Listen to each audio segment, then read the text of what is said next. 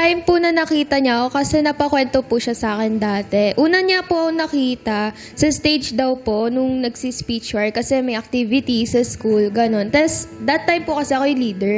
So mainit daw po yung ulo ko nun kasi namamato daw po ako ng sapatos. Tapos na-attract daw po siya. Gandang-ganda daw po siya. Di ko alam kung bakit.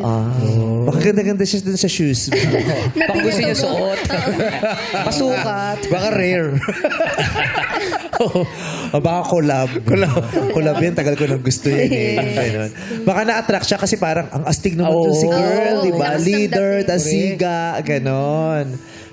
Pero hindi mo siya niligaw. Ba't di mo siya, In-approach. Ay, naiya po kasi ako nung Natorpe, time na yun. oo. Kumbaga, napatambay lang po kasi talaga ako nung time na yun. Tapos nakita ko po siya.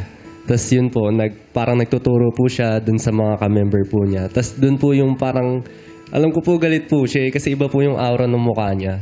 Busit talaga, parang gano'n. Opo, parang gano'n. Tapos may binabato siya. Tapos parang dun po, parang nakita ko, parang ang ganda naman ng girl. Ganun. Maganda Sabi ko, magalit, ganyan ba yun? Hindi, maganda po yung itsura. maganda kasi talaga si Kirsten. Maganda Oo. naman talaga siya. Wala ka kang girlfriend sa school noon. Wala po. Hindi ka nagka-girlfriend sa school. Wala. First mo siya. Apo. Tare. First mo din si Jared. Second po. Actually, nung nakita niya po ako that time, that was around 2022 po. Mga September, November, ganun. Ano po kasi ako nun?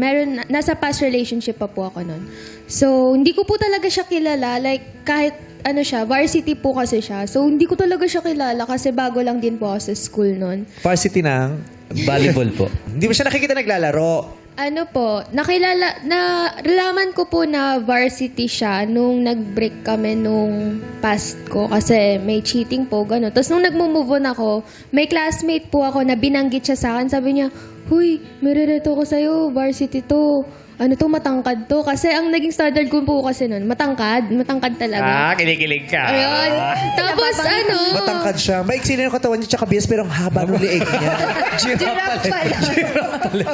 Pero matangkad. Ganun yung matangkad, di ba? Ang iksi ng katawan tsaka ng binti pero ang haba ng liig niya talaga. Magaling mag-block yan.